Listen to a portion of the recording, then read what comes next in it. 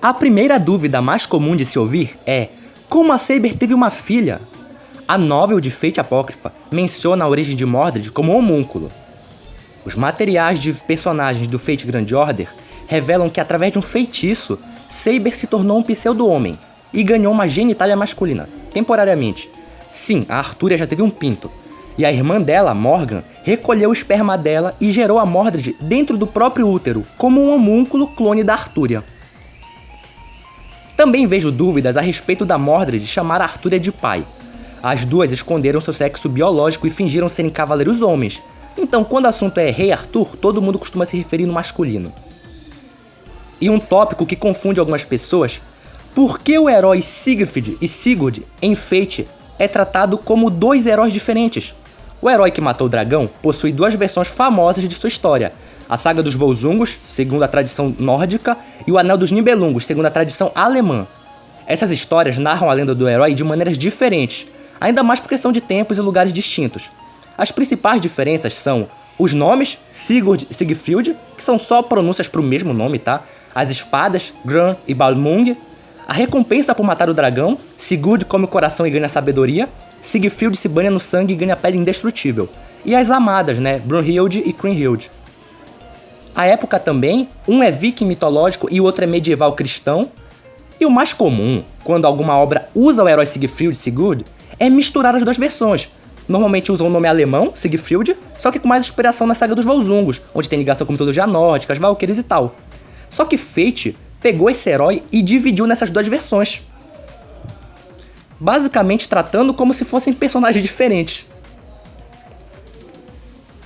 Próxima dúvida: como é que Fate tem vários deuses de mitologias diferentes?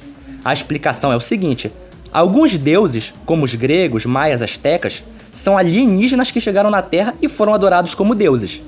Entretanto, deuses celtas, mesopotâmicos e semitas, esses sim são deuses da Terra, que nasceram na natureza. Complementando, onde é que estão as criaturas místicas, tipo os dragões, as fadas, os elfos, essas coisas? Eles foram para o lado reverso do mundo. É um lugar onde os seres místicos vivem, depois de a Terra sair da Era dos Deuses e entrar na Era dos Homens. Então, se por acaso houver uma fada, dragão ou qualquer criatura mística, eles podem ir para o lado reverso do mundo e permanecer por lá. Mais um tópico que eu achei que seria óbvio, só que ainda assim eu vi perguntas. Por que que existe uma Artúria mulher e um Arthur homem? Musashi Miyamoto homem e Musashi mulher? Gente, basicamente é multiverso. Eu imaginei que essa ideia de linhas do tempo diferente já estaria na cabeça de vocês, mas algumas pessoas parecem que têm dificuldade ainda de entender. E também, como é que você faz para identificar se esse Fate está em outra linha do tempo ou não? Gente, a maneira mais básica é ver as informações. Por exemplo, a gente sabe que Fate Stay Night se passa a guerra em Fuyuki. Beleza. Aí Fate Apócrifa, a guerra tá lá na Europa. Eles roubaram um grau, ou seja, é outra linha do tempo. Outro assunto bem interessante: qual é o limite de projeção do Archer e do Shirou? Então, se vocês não sabem, quando o Archer e Shirou projetam uma arma, eles também conseguem ver a vida de quem usou essa arma. É por isso que quando o Shirou ele vê a arma da Medea, ele consegue ver o passado dela, a arma do Heracles também, e ele descobre o efeito da arma. Então o Shirou ele vê a arma, descobre o efeito dela, por isso que ele usa, né, algumas armas depois, a vida de quem usou essa arma. E aí, caso alguém esteja se perguntando, então por que ele não vê a vida do Archer quando ele vai a espada do Archer? Gente, o Archer tá copiando espadas de outras pessoas. Então se ele vê uma espada que o Archer tá usando, ele não vai ver a vida do Archer. Ele vai ver a vida do usuário original, porque o próprio Archer não tem espada própria. Com exceção da Caladobolg 2, que por si só já é uma cópia, então dificilmente. E a limitação do Shirou e Archer se refere a construtos divinos, que são armas de outro nível. A Excalibur da Saber, aí a do Gilgamesh. Só que aí vocês vão ficar, mas o Shirou ele projetou a Avalon, não sei o quê. Então, a explicação é que se ele tiver uma conexão com esse servo, aí talvez ele consiga usar a arma, que foi o que ele fez com a Saber, porque ele tinha uma conexão.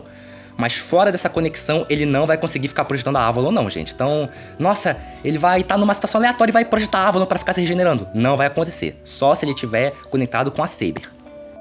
E aí, quem jogou o Fate Extra vai lembrar que o Archer, ele projeta uma versão muito inferior da Excalibur, já que ele não consegue projetar a Excalibur original. Por que ele não faz o mesmo com a Ea?